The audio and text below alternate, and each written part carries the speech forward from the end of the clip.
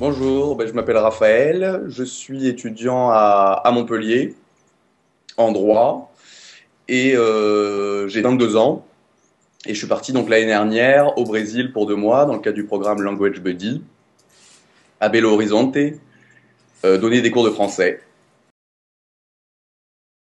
Alors mes premiers jours sur place se sont très bien passés. En arrivant donc je parlais pas portugais, je me suis exprimé simplement en anglais avec les 3 enfants de la famille, donc les parents ne parlaient pas anglais, ce qui a été un petit peu difficile au début. J'ai été accueilli aussi par l'organisme sur place.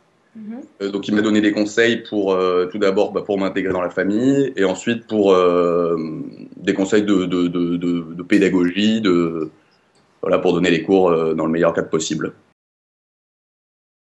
C'était surtout le soir, donc eux ils étaient encore à l'école, enfin à l'école ou au lycée. Donc c'était surtout le soir, un petit peu le week-end. Et on jonglait entre 1 heure et demie et 2 heures de cours. Et c'était surtout de la conversation. Donc on avait un support papier, on nous avait fourni des manuels. Et on discutait principalement. Ils n'avaient aucun niveau de français au début. Et ça a évolué plutôt vite.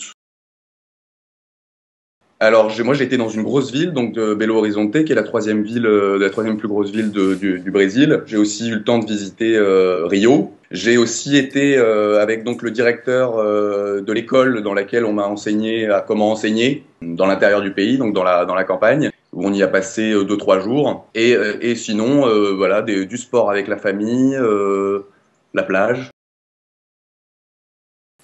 Mon meilleur souvenir sur place. Peut-être le week-end que j'ai passé donc avec le garçon de la famille à Rio, où on a visité Rio. Il y était très peu allé aussi, donc on a découvert tous les deux. Et voilà, il nous est arrivé plein d'aventures. On est sortis, on a rencontré des gens, on a logé dans une auberge de jeunesse. Ouais, c'était très sympa. Ah ouais, des progrès. Oui, je suis parti de zéro et quand je suis reparti du Brésil, je le parlais plutôt bien, donc ouais, j'étais très content. Ouais. Peut-être le début, peut-être parce que j'arrive dans un pays où duquel je ne connaissais rien, avec donc aucun contact, voilà, de ne pas parler sa langue. Ça a été assez difficile de joindre ma famille. Donc les premiers moments, des petits moments de tristesse, enfin de tristesse, de la difficulté d'accommodation, mais c'est très vite passé. En fin de compte, j'ai tellement été bien accueilli par la famille, par l'organisme sur place, que en fin de compte ça a été très vite. Puis même j'aurais bien aimé passer un petit peu plus de temps en fin de compte. Après tout dépend peut-être du pays dans lequel on va. Je pense que la culture est aussi très importante à prendre en compte. Là au Brésil, la culture est très différente de ce qu'on peut connaître en Europe. Les gens donnent tout et c'est vrai qu'on n'a pas forcément l'habitude de recevoir des choses de gens qu'on ne connaît pas.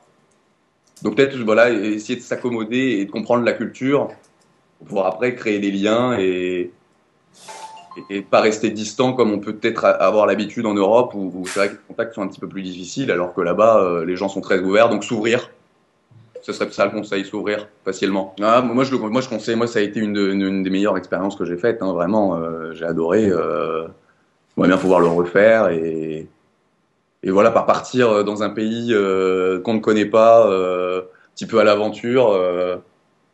Et en plus donner des cours de français, donc ma langue maternelle, à des gens qui ont envie d'apprendre, qui ont plus ou moins le même âge, c'est juste parfait.